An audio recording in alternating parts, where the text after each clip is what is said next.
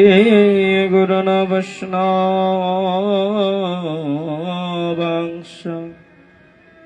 श्रीरूपं सग्रजतं सहगण रघुनाथितं तं सजीवं साद्वैतं सावधूतं परिजन सहितं श्रीकृष्ण चैतन्य देवं श्री राधा कृष्ण पदान सहगण ललिता विशाखा नितांश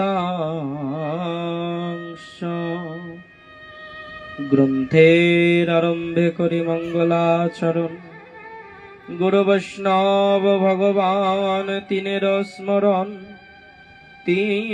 स्मरण हईते हई सर्वविघ्न विनाशन अनायासे हई निज वंचित पुराण यशो प्रसादत भगवत प्रसाद यशो प्रसादन्न गतिकोतयपि धियांस्तवंस्तस्य यशस्त्रीसन्धं वन्दे गुरुश्री चरणारविन्द गुरुवे गौरचन्द्राय राधिकाय तदालये कृष्णाय कृष्णभक्ताय तद्भक्ताय नमो नमो आजनुलम्बित भुज कनकावदयित संकीर्तनैक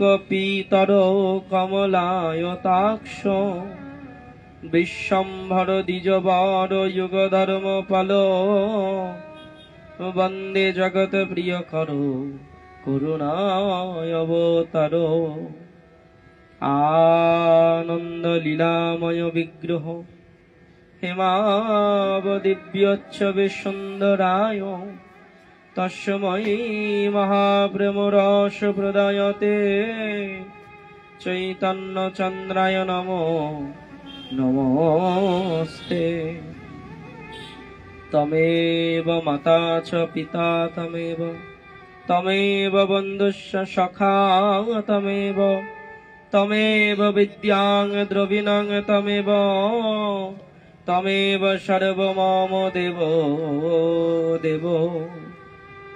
যেই নাম সেই কৃষ্ণ ভজনে নিষ্ঠা করি নামের সহিত আছেন আপনি শ্রীহরি মুকাং করতে বাচলং পঙ্গং লঙ্ঘয়তে গিরিম যদি কৃপাতমহং বন্দে পরমানন্দ মাধব তপ্ত কাঞ্চন গৌরাঙ্গী রাধে বৃন্দাবনেশ্বরী वृषभानुसुतां देवी तं नमामि हरिप्रिये हा कृष्ण करुणा सिन्धु दीनबन्धु जगत्पति गोपेश गोपिकान्त राधाकान्त नमोस्तुते नीलाचल निवासाय नित्याय परमात्मने बलभद्र सुभद्राभ्यां जगन्नाथायते नमो नमो तमादिदेवं करुणानिधनं तमलवर्णं सुहितवतरम् अपार संसार समुद्र सेतुं भजामहे भगवत स्वरूपम् वृंदावै तुलसी दिव्या वै प्रिया वै केशवस्म च कृष्ण भक्ति प्रदे देवी सत्यवत्वै नमो नमो जय रूप सनातन भट्ट रघुनाथ श्रीजीव गोपाल भट्ट दास रघुनाथ এই ছয় গোসাইরে করি চরণ বন্দন যাহা হইতে বিঘ্ন নাশ अभीष्ट पुराण वंशा कल्पतरुभ्यश्च कृपा सिन्धु भये पच पतितानां पावनेभ्यो বৈষ্ণবেভ্যো নমো নমঃ। হরে কৃষ্ণ কৃষ্ণ কৃষ্ণ হরে হরে, হরে রাম রাম রাম হরে হরে। প্রেম সে বলো রাধে রাধে। মোর প্রভু নিতাই গৌরাঙ্গ, যাহা বলন বাণী, ইহা বিনা ভালো মন্দ মই কিছু নাহি জানি।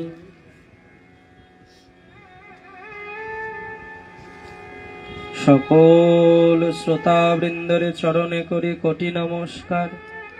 সবাকার চরণ ধুলেই মস্তকে দিও আমার।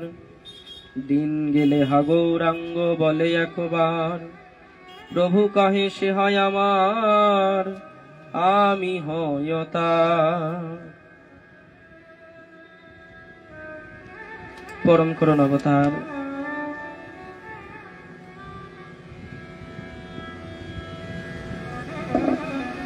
রসঘন শ্রী বিগ্রহ, করুণার অবতার, কলিযুগ অবতার, ধন্য অবতার, কলি পাবন অবতার, শচী মায়ের প্রাণগোড়া শ্রী গৌরহরির অভিন্নতন পরম করুণ অবতার, নাম প্রেম বিতরণকারী, জগাই মাধাই শোধনকারী, শঙ্কর্ষণ বলরাম নিত্যানন্দ প্রভু, তদীয় বংশবতংশ প্রাতঃস্মরণীয় পরম পূজ্য 108 শ্রী শ্রীলা প্রবিষ্ট 3 কোটি গোস্বামী মহারাজ শ্রী চরণ কমলাশ্রিত মোর শ্রী গুরুদেব লীলা প্রবিষ্ট 108 শ্রী শ্রী সনাতন দাসজি গুরু মহারাজ চরণ কমলে অধমের অসংখ্য অসংখ্য কোটি কোটি দণ্ডবত। তদন্তে সকল আগত অনাগত সকল ভক্ত বৈষ্ণব চরণে এ দাসন দাসের ভুলুণ্ঠিত প্রণাম। সকলের কৃপাধুলি মস্তকে ধারণ পূর্বক এই মহতীয় ভগবৎ সঙ্গ লাভ, বহুত ভাগ্যের ফলে বৈষ্ণব আসিয়া মিলে বহু বহু ভাগ্য হয়েছে, তাই আমরা সকলে একত্র হতে পেরেছি। নিতাই চাঁদ অহৈতকে করুণা করেছেন, তদীয় নাম প্রেম দানে আমাদের সকলকে ধন্য করছেন।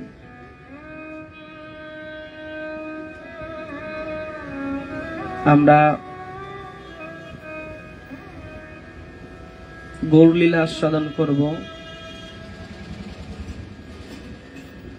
ব্যাস অবতার বৃন্দাবন দাস ঠাকুর বিরচিত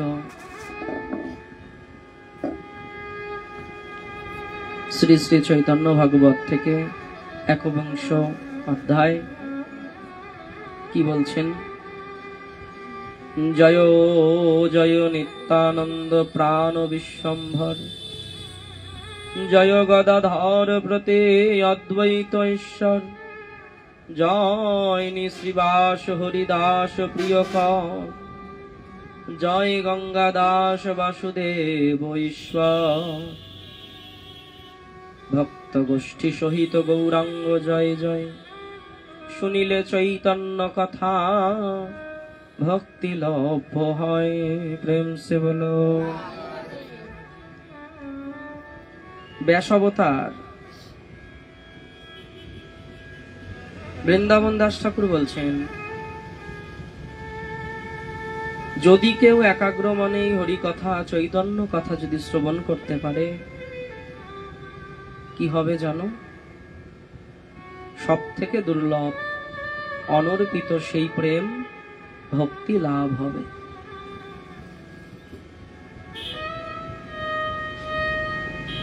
একটু আগে বৃন্দাবন দাস ঠাকুর বললেন, জয় গঙ্গা দাস বাসুদেব ঈশ্বর।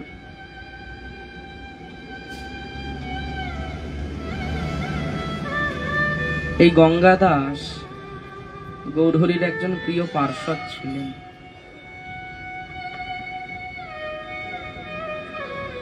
নামটি শ্রবণ মাত্র ছোট্ট একটি লীলা মনে পড়ে। গৌরহরি কলিযুগে তো ভক্ত ভাব নিয়ে এসেছিল, তিনি যে স্বয়ং সম্পূর্ণ ভগবান এ কথা তিনি বুঝতে দিতেন না। তিনি যে স্বয়ং সম্পূর্ণ ভগবান এই জায়গাটি তিনি ধরা দিতেন না।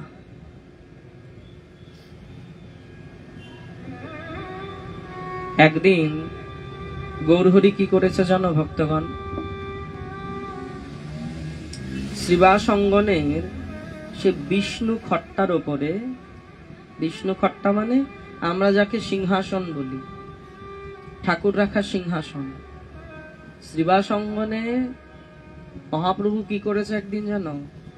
ওই ভগবানের যে রত্ন সিংহাসন সেই বিষ্ণু খট্টা, তার উপর থেকে যত শ্রীবিগ্রহ শালিগ্রাম আদি ছিল সবাইকে ঠেলে ঠুলে নামিয়ে দিয়ে নিজেই একদিন ওই বিষ্ণু খট্টার উপরে বসেছে 7 প্রহরীয়া ভাব নিয়ে। কয় প্রহর? 7 প্রহর।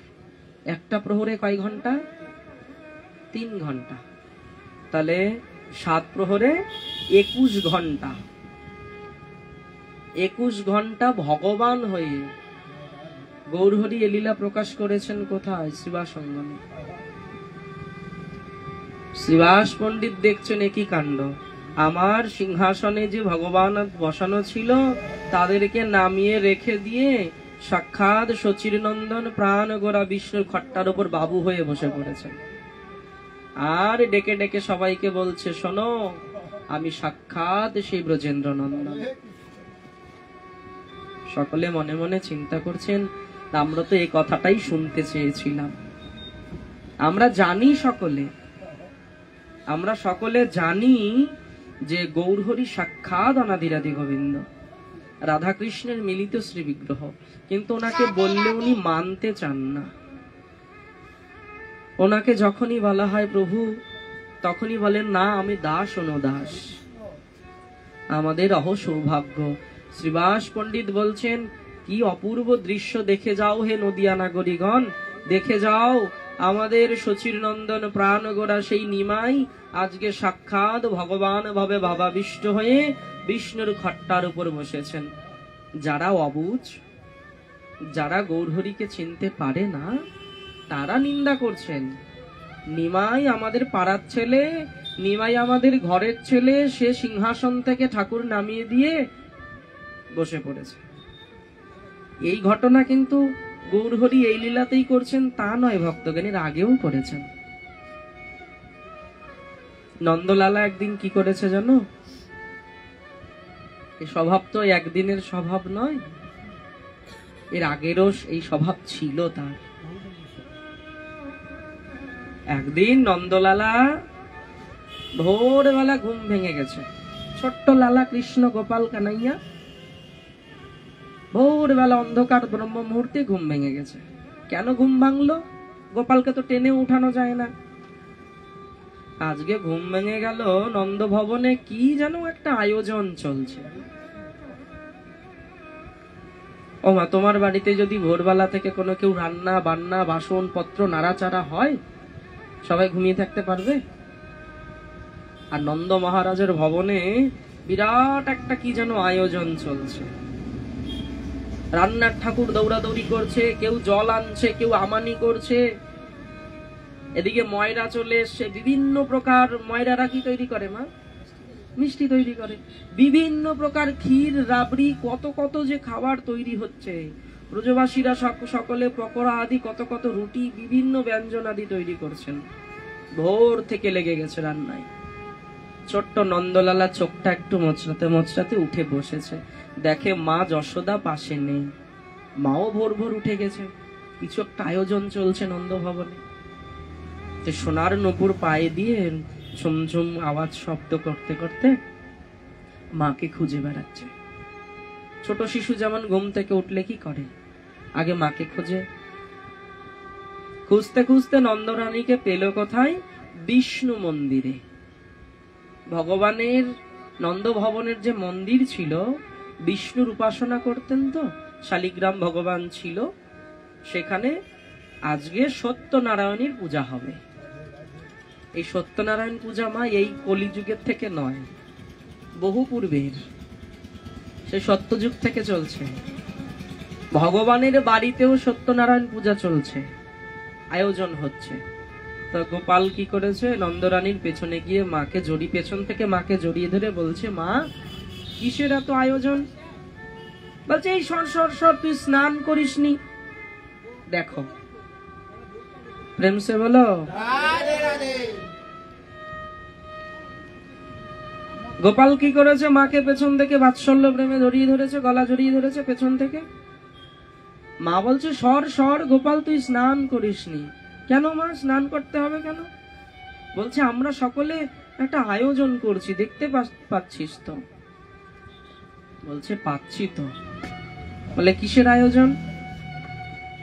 বলে, ওই যে সিংহাসনে আমাদের যে বিষ্ণু ভগবান চতুর্ভুজ নারায়ণ বসে আছে, তার আজকে আমরা পূজা করব।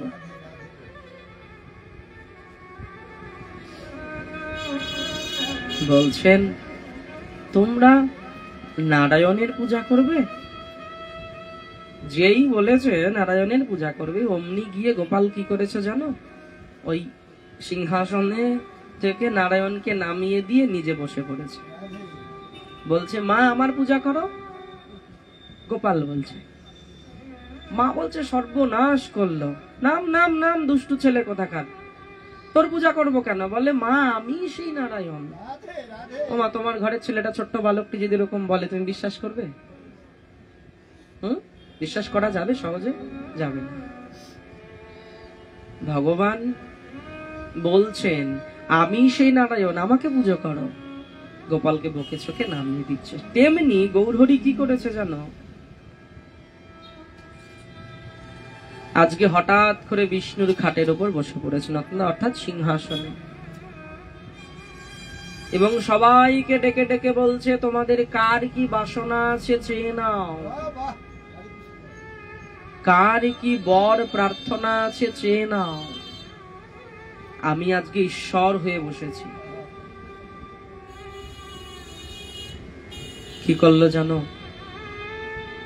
মুরারি গুপ্তকে ডেকে পাঠালো, মুরারিকে সামনে নিয়ে এসো। মুরারি সামনে এলো। ভগবান বলছেন, মুরারি তুমি তো আমাকে মানতে চাও না, তুমি তো রাম ভিন্ন কাউকে ভালোবাসো না, রাম ছাড়া কাউকে দেখতেও চাও না।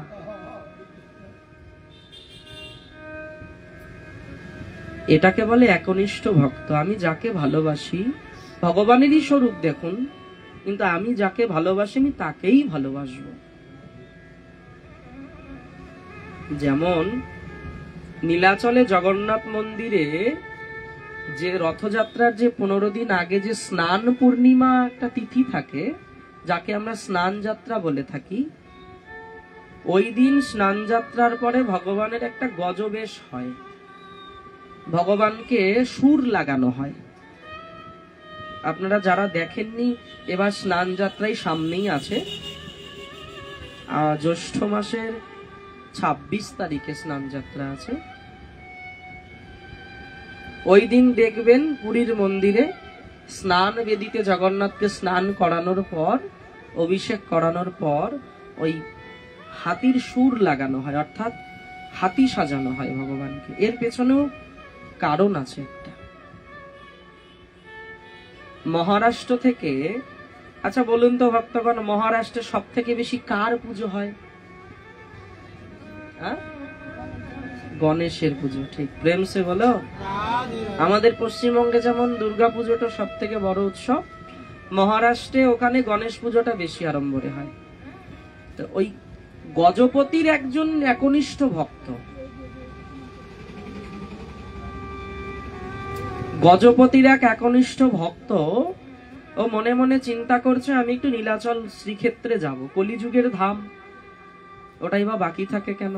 কিন্তু মনে মনে চিন্তা করছে, যাব ঠিকই, কিন্তু ওখানে কি দর্শন করব? একজন বলছে, যাও ওখানে, যাও ওখানে গেলে জানো, ওখানে বিরাট একটা গণেশের মন্দির আছে। মিথ্যা কথা বললেন। জগন্নাথ মন্দিরকে গণেশ মন্দির বললেন। আর গণেশের একনিষ্ঠ ভক্ত, সেও তো গণেশ ছাড়া অন্য কাউকে দেখতেও চায় না। সেই ভক্ত কি করেছে জানো? ও মা, বসো না, বসো বসো।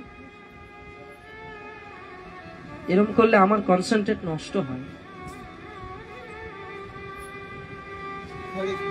প্রেম সে বলো, কি হয়েছে? ও মনে মনে চিন্তা করছে, তাহলে ওখানে এত বড় গণেশের মন্দির আছে, তাহলে আমি যাই মন্দির দর্শন করে আসি। কিন্তু যখন পুরী ধামে এসে পৌঁছলেন, তখন জানতে পারলেন এটা গণেশের মন্দির না, এটা হলো জগন্নাথের মন্দির। মনে মনে চিন্তা করলেন, আমি এলাম জগন্নাথ দেখবো না ভেবে, আমি মনে করলাম গণেশ দেখবো, এখানে এসে দেখি যে জগন্নাথের মন্দির। কিন্তু কি হয়েছিল অলৌকিক ঘটনা জানো? যখন ওই গণেশের ভক্ত, একনিষ্ঠ ভক্ত যখন গেছিল মন্দিরে, ভগবান নিজেই গণেশের রূপ ধরে বসেছিল। প্রেম সে বলো। যেমন ভগবান গীতায় বলেছেন না, যথা মাং প্রপদ্যন্তে তাং ততৈব ভজম্যহম, যে যেভাবে আমাকে ভজনা করে আমি তাকে সেভাবেই দেখা দেই বা তার ভজনা করি। মহাপ্রভু কি করেছেন? বিষ্ণুর খাটে বসে মুরারি গুপ্তকে ডেকে ডেকে বলছে, মুরারি তুমি তো রাম ভিন্ন অন্য কিছু জানো না, যে দেখো তো এতদিন বলেছি আমি সেই রাম, আমি সেই রাম, তুমি এক কথাই বলেছ, যতদিন তুমি আমার সেই রাম স্বরূপ না দেখাবে ততদিন আমি তোমায় মানব না। আজকে কি করেছে জানো? গৌরহরি ওই বিষ্ণু খট্টার উপরে বসে বসে মুরারি গুপ্তকে ডেকে সেই রাম বিগ্রহ দর্শন করালেন। বামে জানকী, ডানে লক্ষণ। এবং সেই মুরারি গুপ্ত তো অন্য কেউ নয়, সেই ত্রেতা যুগের হনুমান। আর কি করলেন? এই যার কথাতে এতগুলো কথা এলো, গঙ্গাদাস। খানিকক্ষণ বাদে গঙ্গাদাসকে ডাক দিয়েছে। গঙ্গাদাস, তোমার মনে আছে সেই দিনের কথা? প্রেম সে বলো। ভগবান গঙ্গাদাসকে ডেকে বলছেন, গঙ্গাদাস তোমার কি সেই দিনের কথা মনে আছে? কোন দিন? বলে তোমার মনে পড়ে না যেদিন তোমায় যবনের দল এসে তোমার বাড়িতে আগুন লাগিয়েছিল? হ্যাঁ প্রভু, মনে পড়ে। বিধর্মীরা যেই দিন এসে হিন্দু বাড়িতে আগুন লাগিয়েছিল, তোমার বাড়িতে আগুন লাগিয়েছিল, মনে পড়ে সেই দিনের কথা? এ কথা মা এই এখন চলছে তা নয়, এটা আগে থেকেই চলছে। হিন্দুদের উপর অত্যাচার আপনারা প্রত্যেকে হয়তো অবগত। গতকাল কাশ্মীরে একটি ঘটনা ঘটেছে, মুখ বুজে থাকুন, বাড়িতেও হবে, এখানেও ঘটবে ঘটনা। আমাদের এই মালা পরা, তিলক পরা সম্ভবত মুছেই যাবে নাকি ভয়ই লাগে। ঘর থেকে তো বেরোতেই ভয় করছে এখন, না জানি নিতাই চাঁদ কি আছে। ঠিক আছে, আমরা কাপুরুষের মতো ঘুরে বেড়াই, তো আমাদের তো মার খেতেই হবে।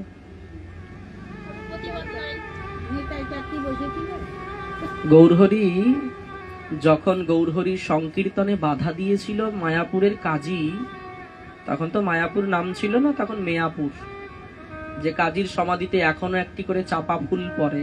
আপনারা যারা যারা মায়াপুরে গেছেন তারা অবশ্যই হয়তো কাজীর সমাধি দর্শন করেছেন। ওই কাজী লোকের কথায় কান ভাঙানি শুনে সংকীর্তনে বাধা দিয়েছিল, খোল করতাল ভেঙে দিয়েছিল আছাড় দিয়ে। তখন শ্রীমান মহাপ্রভু চৈতন্য ব্যগ্র হয়ে, চৈতন্য সিংহ হয়ে কাজীর বলেছিল, ওর মস্তক ছেদন করো। শত শত ভক্ত নিয়ে, শত শত হাতে মশাল জেলে গঙ্গা সাঁতার দিয়ে কাজীকে দমন করতে গেছিল। গৌরহরি ছেড়ে দেয়নি। এইবার গঙ্গাদাসকে ডেকে ডেকে গৌরহরি বলছে, গঙ্গাদাস তোমার কি সেই দিনের কথা মনে পড়ে যেদিন যবনে তোমার বাড়িতে আগুন লাগিয়ে দিয়ে তোমাকে বলল যে তুমি ধর্ম ত্যাগ করো? মায়েরা মন দিয়ে শুনবে লীলাটি, খুব সুন্দর কথা। গঙ্গাদাস তোমাকে যেদিন তোমাকে এবং তোমার স্ত্রীকে ডেকে বলল ধর্ম ত্যাগ করো, তুমি কি করেছিলে? বলে গৌরহরি আমি কি করেছিলাম জানো? সব কিছু ছেড়ে দিয়ে ধর্ম ত্যাগ করতে পারবো না। স্বধর্মে নিধনং শ্রেয় পরধর্ম ভয়াবহ।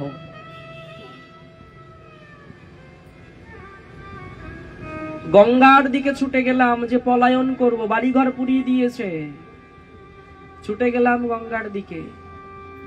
কিন্তু কি দেখলাম জানো গৌর? দেখলাম সেখানে কেউ খেয়া নিয়ে দাঁড়িয়ে নেই, কেউ নেই ঘাটে নৌকা নিয়ে। কেমন করে পার হব? উত্তাল গঙ্গা। মনে মনে আমার স্ত্রী আর আমি সংকল্প করলাম গঙ্গায় ঝাঁপ দিয়ে দেহ রেখে দেব, তবু ধর্ম ত্যাগ করব না। শাস্ত্রে কি বলেছেন জানেন? যারা ধর্ম ত্যাগ করে তাদের নরকেও জায়গা দেওয়া গোস্বামী।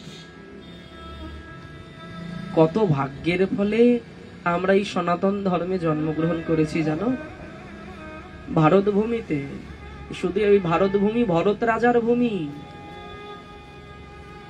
এই ভরত রাজার নাম অনুসারে ভারতবর্ষ, এই ভারত ভূমি, এটা দেবতাদের ভূমি, এটা ভগবানের ভূমি। পৃথিবীতে অন্য কোথাও ভগবান আবির্ভাব হয় না, জন্মগ্রহণ করেন না, ভারত ভূমিতেই হয় যুগে যুগে। সব থেকে প্রাচীন যে ধর্ম সে হলো সনাতন ধর্ম। এ কথা প্রত্যেকে জানে, এ কথা জানে দেখেই অন্যের জ্বালা হয়, কিচ্ছু করতে পারবে না। যদা যদা হি ধর্মস্য গ্লানির্ভবতি ভারত অদ্ভুত্থানম অধর্মস্য তদাত্মানম সৃজম্যহম পরিত্রাণায় সাধুনাম বিনাশাচ দুষ্কৃতাম ধর্ম সংস্থাপনার্থায় সম্ভবামি যুগে যুগে। হয় নিজে আসবেন, নইলে কোনো পার্শ্বদকে প্রেরণ করবেন। আচ্ছা গঙ্গাদাস, তারপরে কি হলো? গৌর যখন দেখলাম কোনো নাও মাঝি কেউ নেই, নৌকা নেই, কে পার করবে, মনে মনে সিদ্ধান্ত করলাম স্বামী স্ত্রী দুইজনে গঙ্গায় ঝাঁপ দিয়ে প্রাণ ত্যাগ করব, তবু ওই বিধর্মীদের ধর্ম আমি গ্রহণ করব না। যখনই ঝাঁপ দিতে গেলাম জানো গৌর, একটা নবল কিশোর সুন্দর একটা নৌকা নিয়ে পারে এসে দাঁড়িয়ে বলছে তোমরা ঝাঁপ দিও না, নৌকায় উঠে এসো, পার করে দেই। নৌকায় উঠে পড়লাম গৌর জানো, উঠে নৌকা আমাদেরকে পারও করে দিল। গঙ্গাদাস, ওটা কে ছিল জানো তুমি? বলে গৌর আমি তাকে আর কোনোদিন খুঁজে পাইনি। আমি যখনই নৌকা থেকে নামলাম, নৌকার সঙ্গে সঙ্গে সেই সুন্দর পুরুষটিও বিলীন হয়ে গেল, অন্তর্ধান হয়ে গেল। বহু খুঁজেছি, পাড়ের কড়ি ছিল না জানো গৌর সেই দিন। যখনই নৌকাটা পাড়ে ভিড়ালো আমরা নেমে পড়লাম, কিন্তু সঙ্গে কোনো কড়ি ছিল না। মনে মনে চিন্তা করলাম আজ কড়ি ছাড়া পার করে দিলে তুমি, তোমায় পরে কড়ি দিয়ে দেব, কিন্তু তাকে আর কোনোদিন খুঁজে পাইনি গৌর জানো। এ পর্যন্ত তাকে সেই পাড়ের কড়িটা আমার দেওয়া হয় না। গঙ্গাদাস,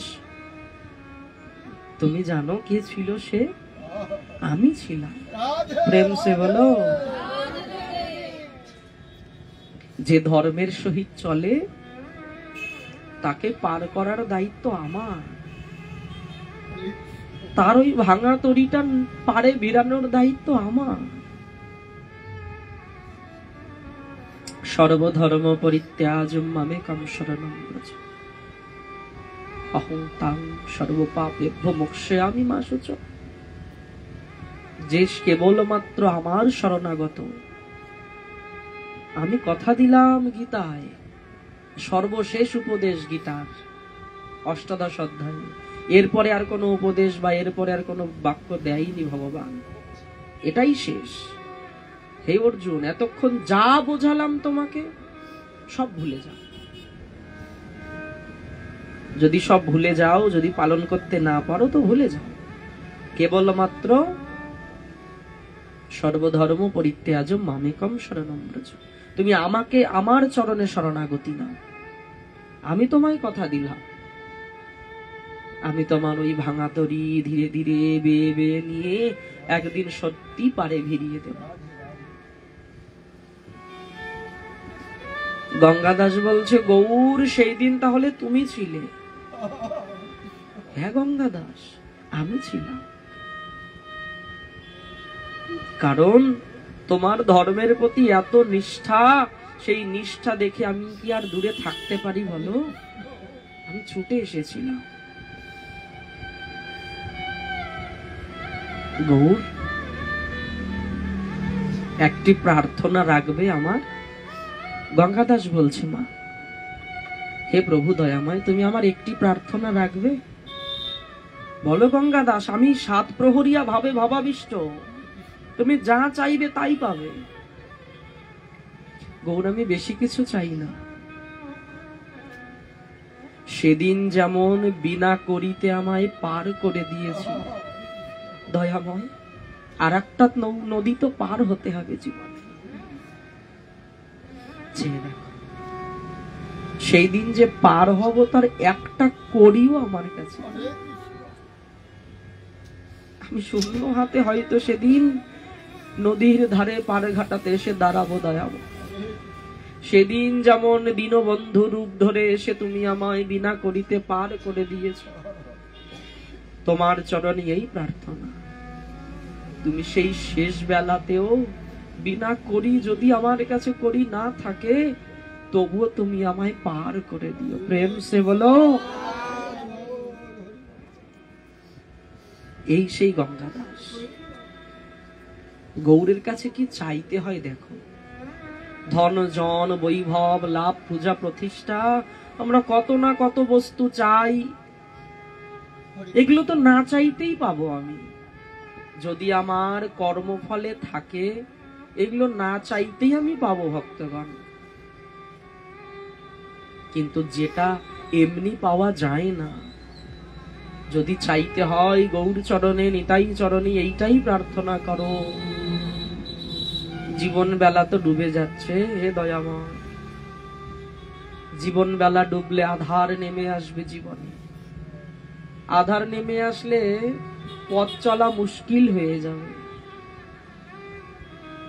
সেদিন তুমি আমার বান্ধব হয়ে পাশে দাঁড়িয়ে, তোমার দেখা পাই না পাই এগুলো পরের কথা, অনেক দূরের কথা। আমার যা কর্মফল আছে, সাধন ভজন কি আছে না আছে, সে তো তুমি জানো। তোমার যে দেখা পাবো এই আশাটাও করা যায় না, তবে একটি আশা তো রাখতেই পারি, কি তুমি জীবন থাকতে দেখা দাও না দাও কোনো দুঃখ নাই গৌর। হে ভগবান, একটা প্রার্থনা করে রাখি এখন থেকে, আগে আর বলা না হয় কি হয় কি না হয়, যেন তোমাকে ভুলে না যায়। যত বিপত্তি জীবনে আসুক না কেন, যত প্রকার দুঃখ দুর্দশা জীবনে ঘনিয়ে আসুক না কেন, ঝড় ঝাপটা জীবনে যতই আসুক না কেন, এমন কোন পরিস্থিতি জীবনে এনে দিও না যেদিন তোমাকে ভুলে যেতে হবে। কোনদিন যেন তোমাকে না ভুলি। তোমার ওই নাম করতে করতে 2 ফোঁটা অশ্রু যেন ফেলতে পারি, এই প্রার্থনাই জীবন ভর। তুমি দেখা দাও না দাও আমার কোনো দুঃখ নেই, পেলাম না দেখা, কিন্তু তোমার নাম শ্রবণে, তোমার নাম কীর্তনে, তোমার নাম স্মরণ করতে করতে যেন তোমাকে ডাকতে ডাকতে যেন অন্তত পক্ষে 2 ফোঁটা জল তো দিতে পারি, এই শক্তিটুকু তুমি আমায় দিও। প্রেম সে বলো।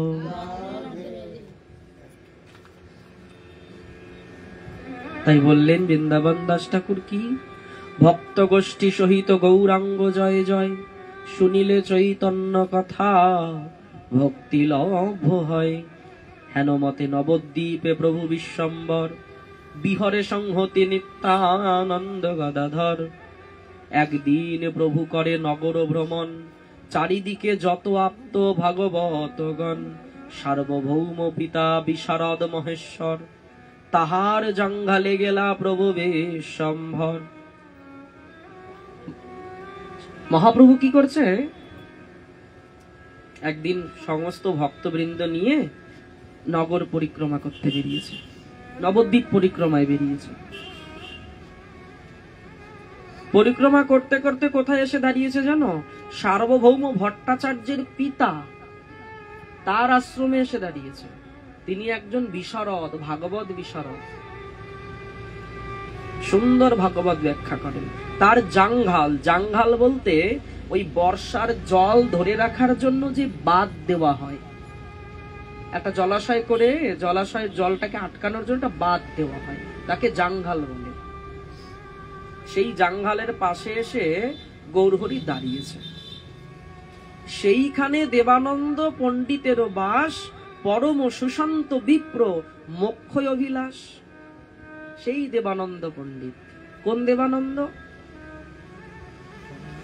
সেই অপরাধ ভঞ্জন ঘাট। যারা নবদ্বীপ পরিক্রমা করেছো, ওই গঙ্গা পার হবার আগে অপরাধ ভঞ্জন ঘাট বলে একটি জায়গা আছে। ওই জায়গাটির নাম কেন অপরাধ ভঞ্জন ঘাট, সেই লীলাটা একটু আলোচনা হচ্ছে। মহাপ্রভু সেখানে গিয়ে দাঁড়িয়েছে, তো সেখানে দেবানন্দ পণ্ডিত কি করে? জ্ঞানবন্ত তপস্বী আত্মজ উদাসীন, ভাগবত পরাণ তথাপি ভক্তিহীন। ভাগবত পাঠ করে। মন দিয়ে শুনতে হবে মা কথাটি। অপরাধ ভঞ্জন ঘাট নবদ্বীপ পরিক্রমার একটা বিশেষ অঙ্গ, যেখানে দেবানন্দ পণ্ডিতের অপরাধ ভঞ্জন হয়েছিল। আগে আগে আমরা মন দিয়ে শুনলে ধীরে ধীরে পাবো সে জিনিসগুলো। মহাপ্রভু যখন ওখানে গিয়ে দাঁড়িয়েছে, দেখছে একজনের ভাগবত পাঠ কর্ণে আসে। একজন ভাগবত বক্তা বসে বসে ভাগবত পাঠ করছে। ভাগবত তো পাঠ করছে, কিন্তু সেই ভাগবতের ভক্তির কিঞ্চিত মাত্র তার মধ্যে নাই। প্রশ্ন হতে পারে, গৌরহরি আসার পরই ভক্তি প্রচার হলো? হ্যাঁ, তার আগে কি ভাগবত গীতা এগুলো ছিল না? অবশ্যই ছিল। সবাই পাঠ করত, কিন্তু জ্ঞান মার্গে, ভক্তি মার্গে কেউ ব্যাখ্যা করত না। দেবানন্দ পণ্ডিত কি করছেন? ভাগবত পরাণ তথাপি ভক্তিহীন। ভক্তি নেই। কেন ভক্তি থাকবে গো? যদি কারো জীবনে অপরাধ থাকে, নাম অপরাধ, ধাম অপরাধ, সেবা অপরাধ, সব থেকে ভয়ানক কি অপরাধ? বৈষ্ণব অপরাধ। দেবানন্দ পণ্ডিতের না জানি সেই বৈষ্ণব অপরাধ বুঝি আছে জীবনে।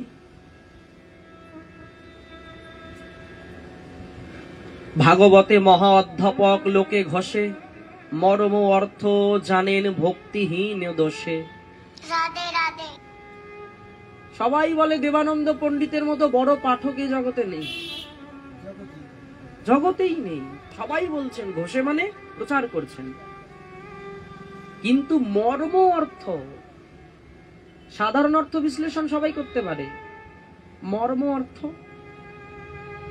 রাধারানী চন্দ্রাবলীর উপর কেন মান করেছিল, বা ভগবানের উপর এত মান চন্দ্রাবলীর কেন হলো?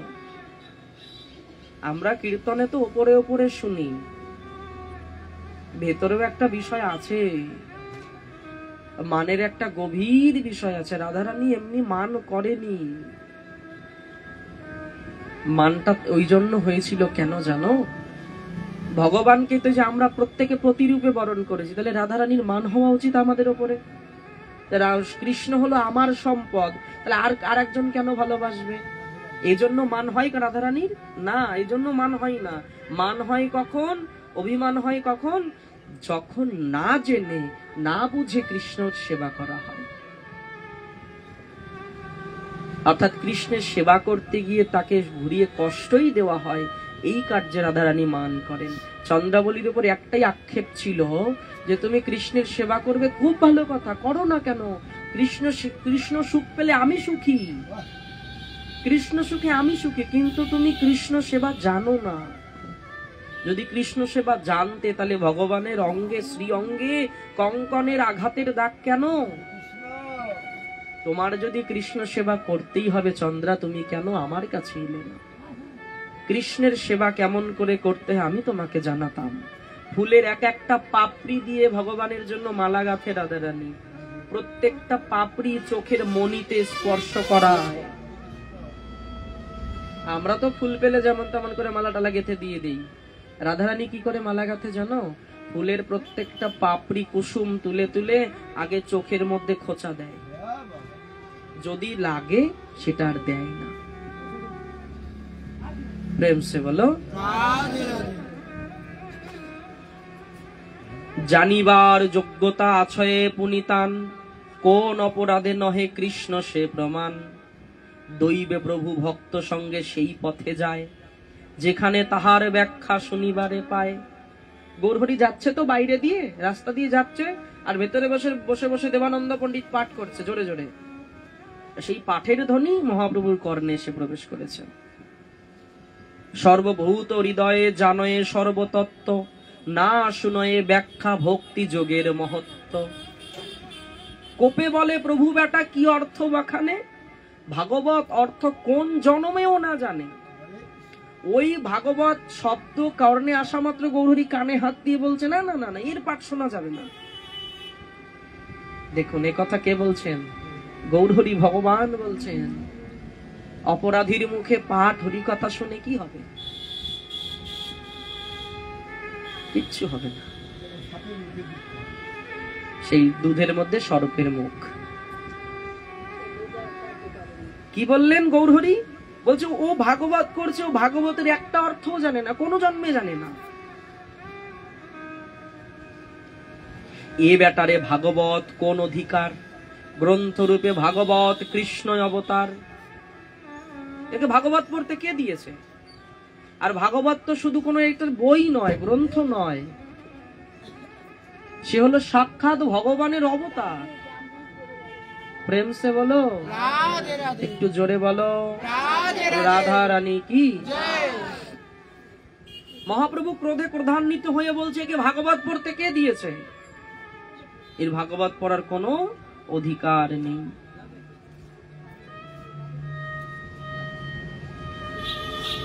সর্বপুরুষার্থ ভক্তি ভাগবতে হয়, প্রেম রূপ ভাগবত চারি বেদে কয়। চারি বেদ দধি ভাগবত নবনীত, মথিলেন সুখে খাইলেন পরীক্ষিত। প্রেম সে বলো। আচ্ছা মায়েদের কাছে একটা কথা জিজ্ঞাসা করি, ননি ননি নবনীত যাকে বলে ননি, কোথা থেকে তৈরি হয়? দুধের থেকেই তৈরি হয়। দেখবেন জাল দেওয়ার কাঁচা দুধও, আপনি যদি প্রকৃত দুধ হয়, ভালো দুধ হয় দেশি গায়ের, রেখে দেবেন, দেখবেন ওপরে একটা লেয়ার স্তর পরে, ওটাকেই ননি বলে। কি বললেন মহাপ্রভু? কি বলছেন শোনো, বললেন চারি বেদ দধি, চারটা বেদ হলো দই, আর সেই দই থেকে নবনীত হলো কি? এই শ্রীমদ ভাগবত মহাপুরাণ। এটা মন্থন করলেন কে? ব্যাসদেব। আর সেই ননি পান করলেন কে? সুখদেব গোস্বামী ননি প্রস্তুত করলেন এবং পান করলেন কে? পরীক্ষিত মহারাজ। প্রেম সে বলো।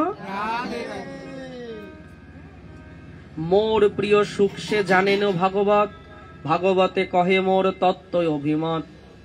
মুই মোর দাস আর গ্রন্থ ভাগবতে, যার ভেদ আছে তার নাশ ভালো মতে।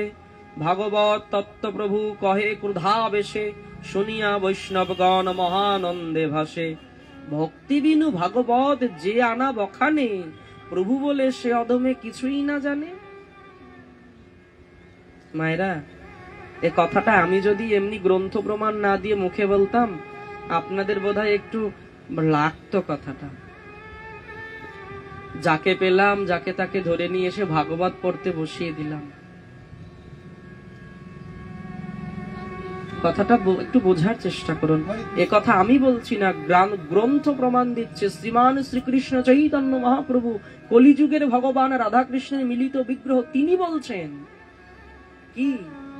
যার মধ্যে ভক্তি নেই, ভগবানের প্রতি শ্রদ্ধা নেই, ভালোবাসা নেই, সে ভাগবত কি করে পড়বে? কি করে বোঝাবে তোমায় ভাগবত?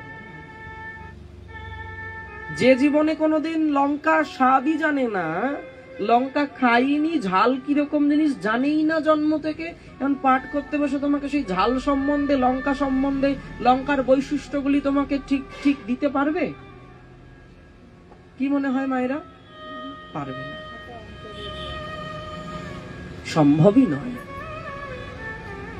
ভক্তি কথা প্রচার করতে গেলে নিজে আচরি ধর্মজীবীরে শেখাতে হবে। গৌরহরি সেই পথ অবলম্বন করলেন। শোনো, আমি যদি সরাসরি কাউকে উপদেশ করি নাম করো, করবে না, তাই আমি নিজে করে করাচ্ছি। আমি যদি বলি তোমরা হা কৃষ্ণ বলে কাঁদো, কেউ কাঁদবে না, তাই কেঁদে আমি কাঁদাচ্ছি। আমি যদি বলি তোমরা ধুলায় গড়াগড়ি দিয়ে লুটিয়ে পড়ো, পড়বে না, আমি লুটাচ্ছি, তবে গিয়ে সেখানে আমি শেখাচ্ছি।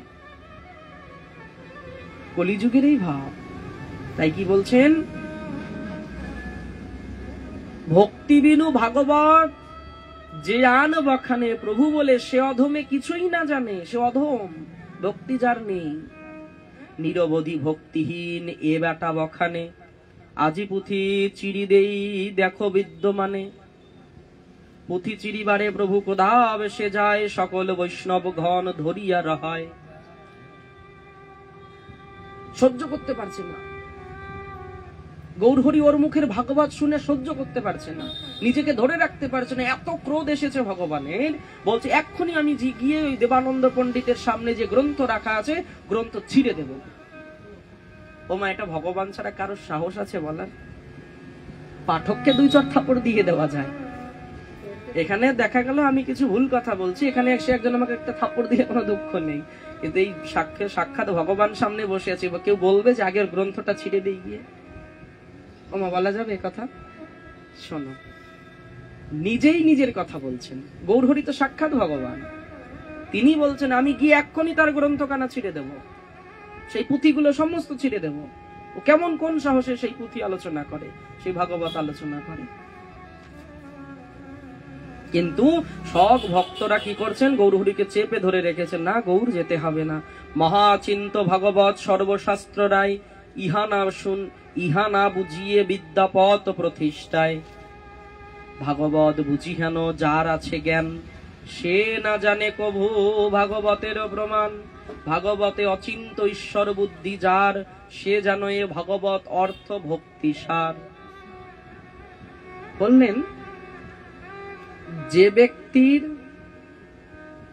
ভাগবতের প্রতি সাক্ষাৎ ভগবত তত্ত্ব জ্ঞান, সে ভাগবত না পড়েও জানতে পারবে।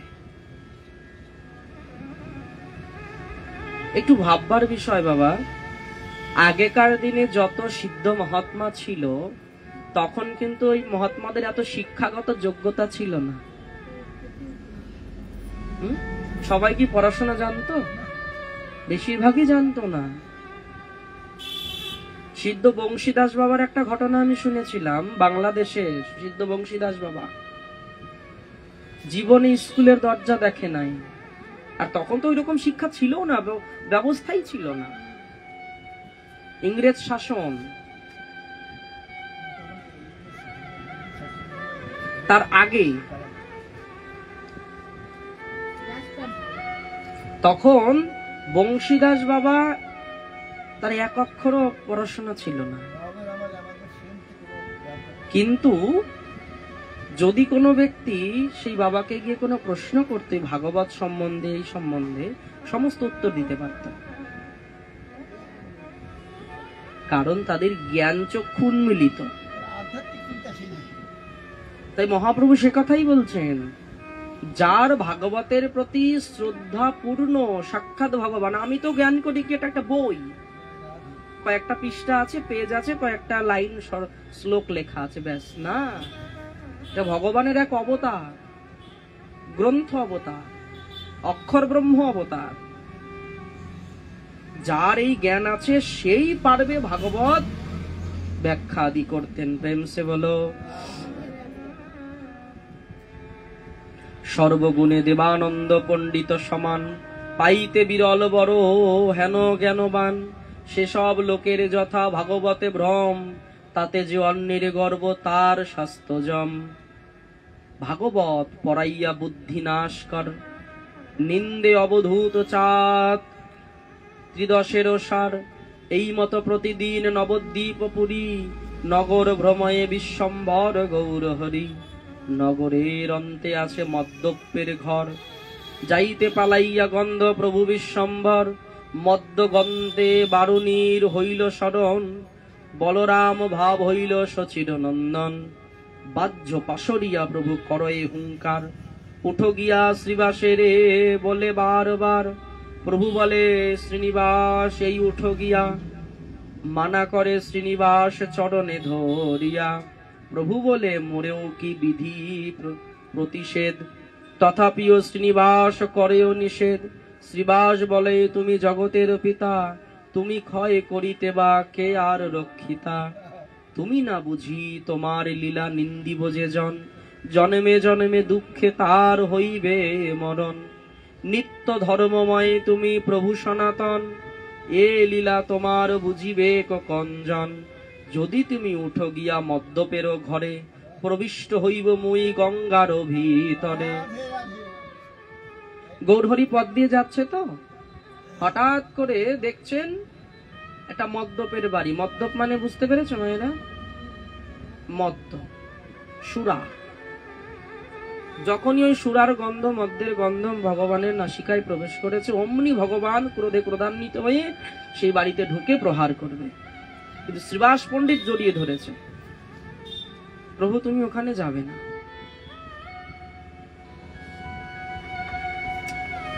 এই করতে করতে কি করলেন?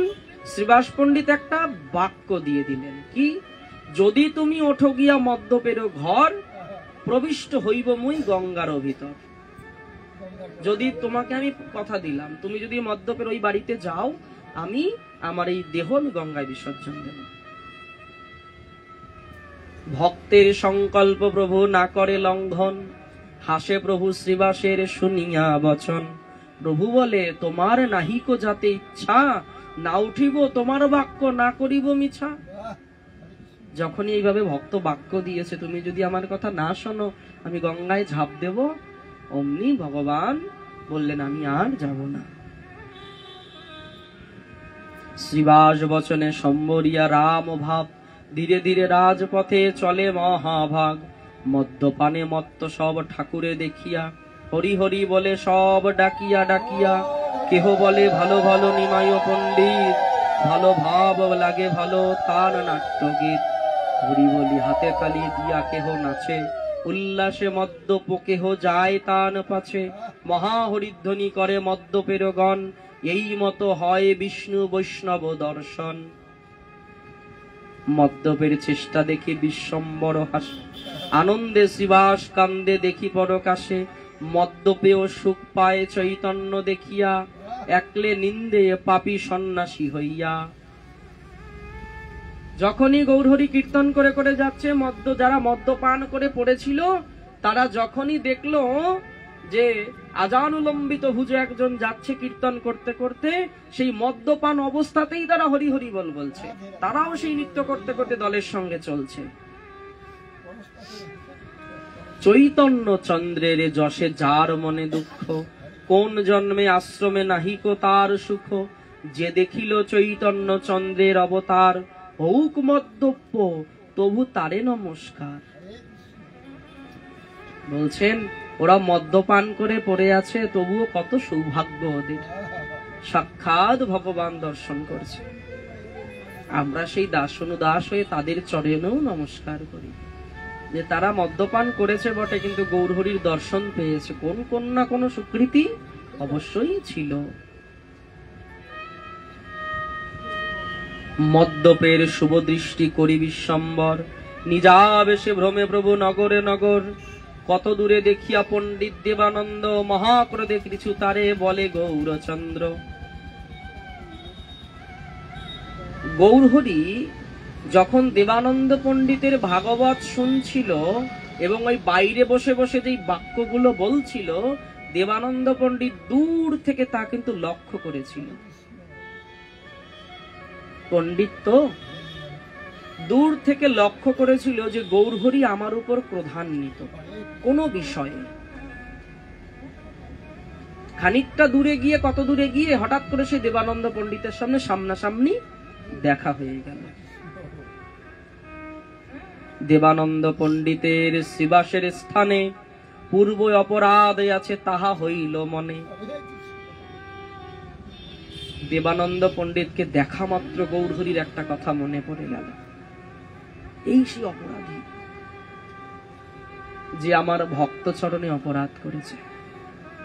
একটা জিনিস খুব ধ্যান রাখা উচিত ভক্তগণ আমাদের, যদি কোনো ধামের অপরাধ হয়, সেবার অপরাধ হয়, নামের অপরাধ হয়, ভগবানের কাছে অপরাধ হয়, সে অপরাধের খণ্ডন সহজে হওয়া যায়।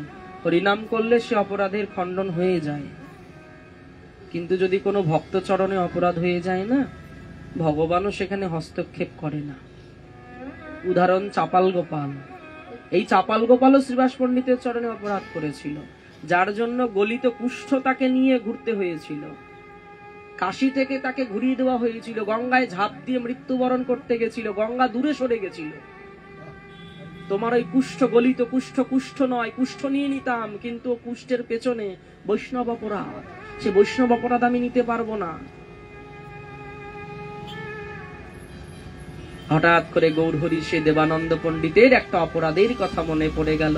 দেবানন্দ পণ্ডিত তা জানে না যে গৌরহরি কেন আমার উপরে এত রাগ করে আছে। দেবানন্দ পণ্ডিত জানে না যে গৌরহরি কেন এত ক্রোধিত আমার উপরে। যখনই সামনাসামনি দেখা হয়েছে, অমনি গৌরহরির সেই একটা কথা, পূর্বের কথা মনে পড়ে গেল। সে সময়ে নাহি কিছু প্রভুর প্রকাশ, প্রেম শূন্য জগদ দুঃখিত সর্বদাস। যদি বা পড়ায় কেহ গীতা ভাগবত, তথাও না শুনে কেহ ভক্তি অভিমত। সে সময়ে দেবানন্দ পরম মহন্ত, লোকে বড় অপেক্ষিত বিরক্ত সুশান্ত। ভাগবত অধ্যাপনা করে নিরন্তর, আকুমার সন্ন্যাসীর প্রায় ব্রতধর। দৈবে একদিন তথা গেলা শ্রীনিবাস, ভাগবত শুনিতে করিয়াই অভিলাষ। গৌরহরি মনে পড়ে গেল সেই দিনের কথা। ভক্তগণ, যে কথাটা গৌরহরি মনে মনে চিন্তা করছেন, তখন কিন্তু গৌর অবতার হয় নাই। মন দিয়ে শুনতে হবে। হ্যাঁ, গৌরহরির কিন্তু তখনো জন্ম হয়নি, লীলাতে আসেননি তখনও তিনি। তার আগের কথা কি হয়েছিল? শ্রীবাস পণ্ডিত মহাপ্রভুর থেকে অনেক জ্যেষ্ঠ। শ্রীবাস পণ্ডিত কি করেছিল? ওই দেবানন্দ পণ্ডিতের ভাগবতের কথা শুনে তো মহাবিদ্বান পণ্ডিত, সুন্দর পাঠ করে। তা শ্রীবাস পণ্ডিত একদিন মনে মনে চিন্তা করছে, আমি ওনার ভাগবত কথা শ্রবণ করতে যাব। অভিলাষ মনে জাগলো। অক্ষরে অক্ষরে ভাগবত প্রেমময়, শুনিয়া দ্রবিল শ্রীবাসেরও হৃদয়। ভাগবতের প্রত্যেকটা অক্ষরে অক্ষরে প্রেম জড়ানো আছে। দেবানন্দ পণ্ডিত তো গড়গড় করে পাঠ করে যাচ্ছে ঠিকই, নিজের ভেতরে তো প্রেম নেই, বুঝতে পারছে না, পড়ছে। কিন্তু শ্রোতার আসনে কে ছিল? শ্রীবাস পণ্ডিত। শ্রীবাস পণ্ডিত ওই অক্ষরে অক্ষরে, ভাগবত অক্ষরে অক্ষরে যে প্রেম, সে প্রেম আস্বাদন হচ্ছে তার। আস্বাদন কিন্তু সবার হয় না। পুতনাও ভগবানকে পেয়েছিল, রাবণও ভগবানকে পেয়েছিল, অকাসুর বকাসুর সবাই ভগবানকে পেয়েছিল, তারকা রাক্ষসীও পেয়েছিল, সবাই ভগবানকে পেয়েছিল। কিন্তু পাওয়াটা আলাদা জিনিস, আর ভগবানকে আস্বাদন করাটা আলাদা জিনিস। হাতে রসগোল্লা এলো ঠিকই, কিন্তু রসগোল্লাটা প্লাস্টিকের মধ্যে আটকানো, সেই অবস্থা আমাকে খেতে বলা হলো। মায়েরা, আপনার হাতে যদি একটা রসগোল্লা দেওয়া হয়, কিন্তু সেটা দেখা গেল একটা প্লাস্টিকে মোড়া, প্লাস্টিক সমেত আপনি মুখে দেবেন, স্বাদ পাবেন? পাবেন না। ভগবান আমাদের প্রত্যেকের কাছে আছে, ভগবান আমাদের কাছে, প্রত্যেকের কাছে আছে। আপনাদের মন্দিরে মন্দিরেও সাক্ষাৎ ভগবান বসে আছে, কিন্তু অনুভব হচ্ছে কি? কেন হচ্ছে না? বলছে কোনো সম্বন্ধ নেই, তাই আশ্রয় লইয়া ভজে তারে কৃষ্ণ নাহি কাজে, আর সব মরে অকারণ। আমাদের আশ্রয়টাই ঠিক নেই, ভগবানের সঙ্গে কোনো সম্বন্ধ স্থাপন করতে পারিনি।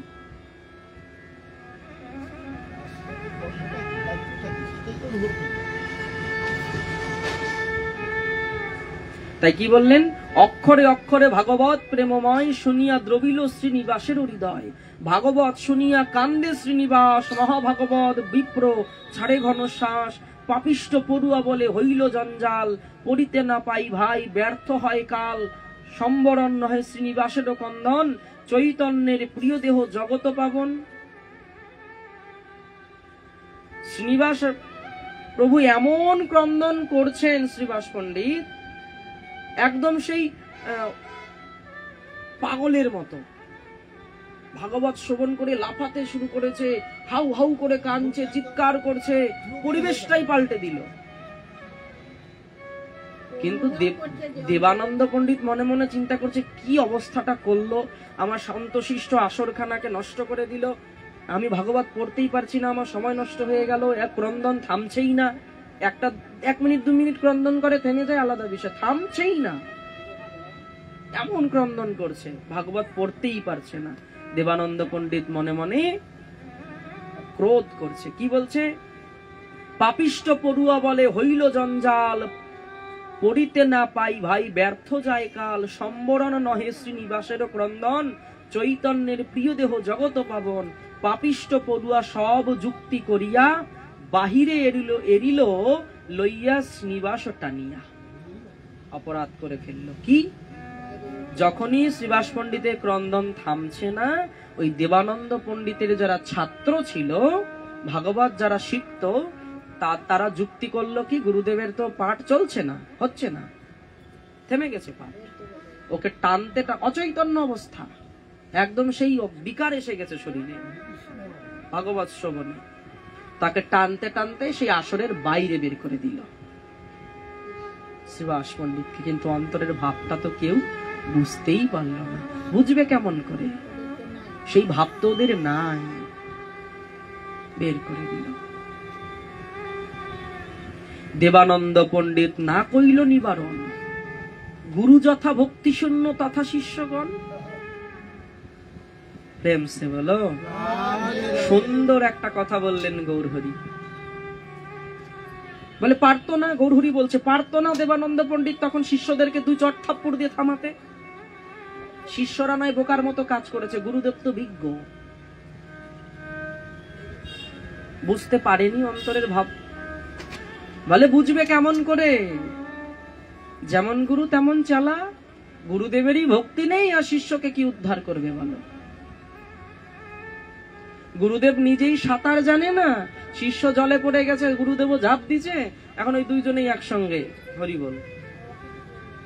বলে গুরুদেবেরই তো কৃষ্ণ পদে ভক্তি নেই, নিতাই চরণে ভক্তি নেই, গৌর চরণে প্রেম নেই, সেই গুরুদেব আর আরেকজন শিষ্যকে কেমন করে বাঁচাবে। গুরুদেব বলে আমাদের একাদশী নাই, তুমি আবার বাড়াইয়া একাদশী ধরছো, আমাদের জপমালা নাই, তুমি আবার লোক দেখে দেখে জপমালা ধারণ করছো। গুরুদেব বলে আমাদের অন্নভোগ লাগানো নাই, তুমি আবার রান্না করে অন্নভোগ লাগানো আরম্ভ করছো, গুরুদেবের উপরে গেছো তুমি।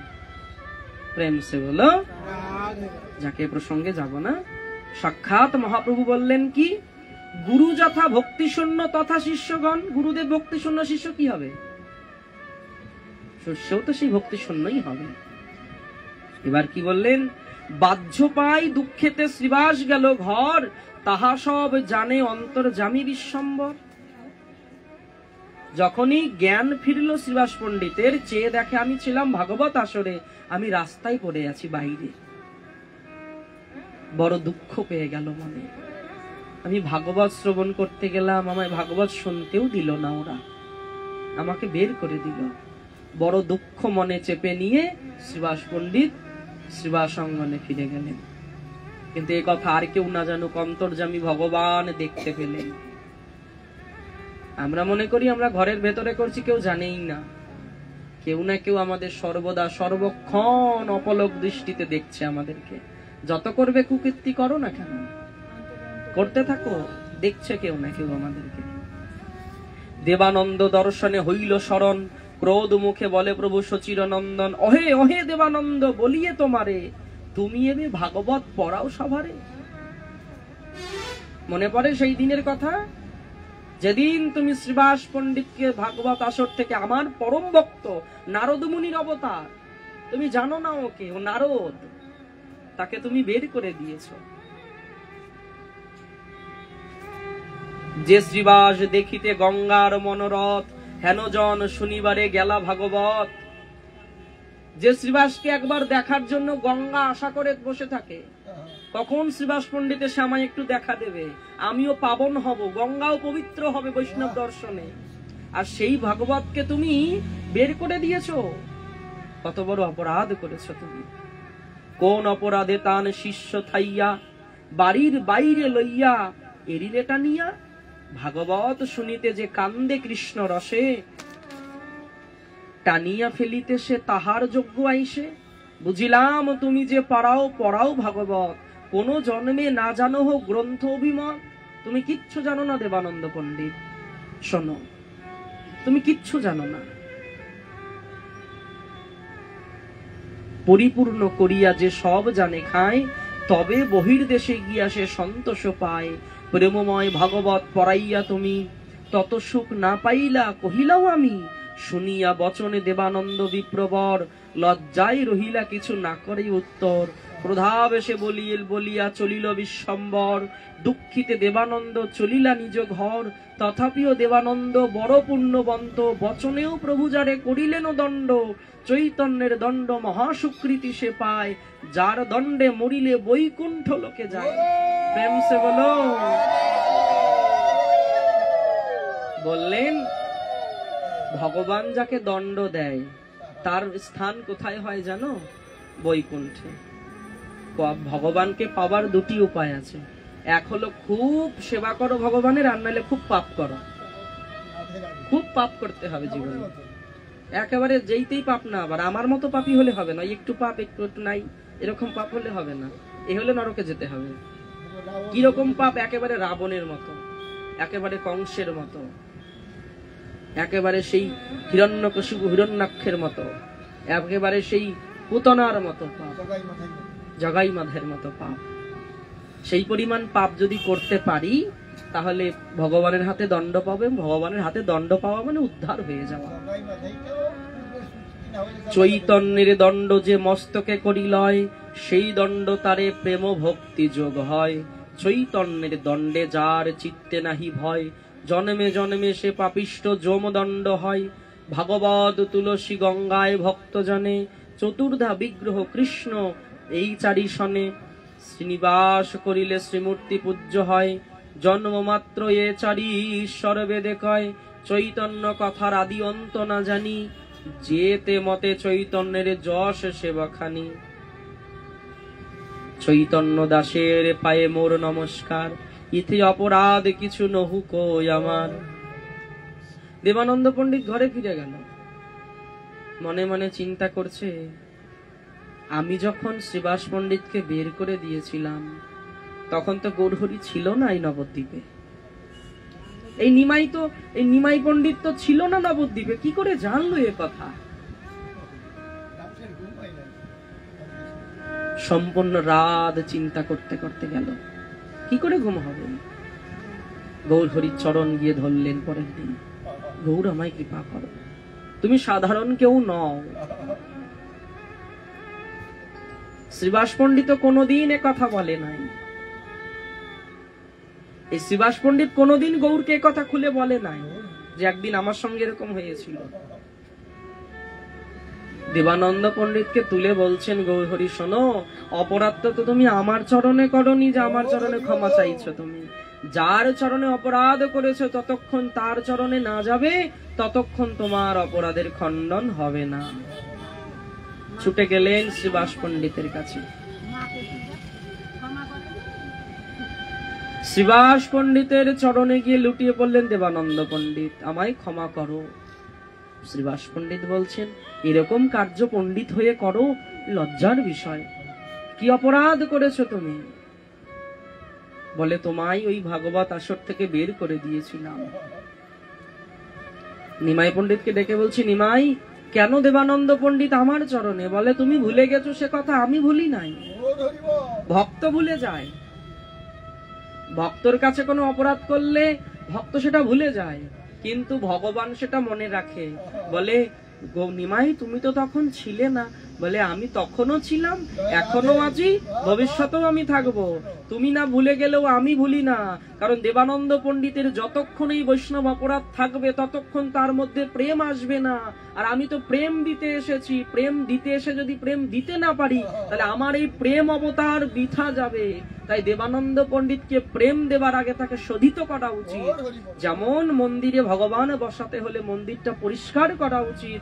দেবানন্দ পণ্ডিতের হৃদয়ে যে প্রেম ভক্তি স্থাপন করবে, কিন্তু পারছে না একটা কারণে। কি কারণে? শ্রীবাস পণ্ডিতের চরণে যে অপরাধ রয়েছে, সেই অপরাধ থেকে যতক্ষণ না দেবানন্দ পণ্ডিতকে পরিষ্কার করছেন মহাপ্রভু, ততক্ষণ প্রেম দিতে পারছেন না। তুমি ক্ষমা করো শ্রীবাস। শ্রীবাস পণ্ডিত আচম্বিত, আমি এই কথা তো যখন আমার সঙ্গে ঘটনা ঘটেছে নিমাই তো ছিল না। এই হলো বিষয়। সেই অপরাধ ভঞ্জন ঘাট যেখানে বসে শ্রীবাস পণ্ডিত দেবানন্দ পণ্ডিতকে ক্ষমা করেছিল।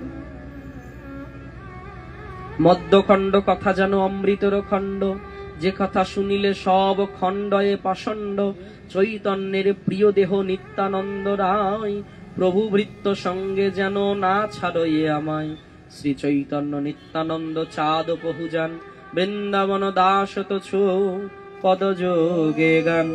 জয় জয় নিতাই গৌর সীতানাথ প্রেমানন্দে, হরে হরি বল। জয় জয় নিতাই গৌর প্রেমানন্দে, হরি হরি বল। কৃষ্ণায় বাসুদেবায় হরয় পরমাত্মনে, প্রণত ক্লেশনাশায় গোবিন্দায় নমো নমঃ। কৃষ্ণায় বাসুদেবায় দেবকী নন্দনায় চ নন্দ গোপ কুমারায় গোবিন্দায় নমো নমঃ। ওম তৎসৎ, ওম তৎসৎ, ওম তৎসৎ। জয় নিতাই। এখানে কথা বিশ্রাম রইল। অপরাধে মার্জন করবেন সকলে। এবং বিশেষ সূচনা আগামীকাল এই বছরের প্রথম একাদশী, তাই তো? এই বছরের প্রথম একাদশী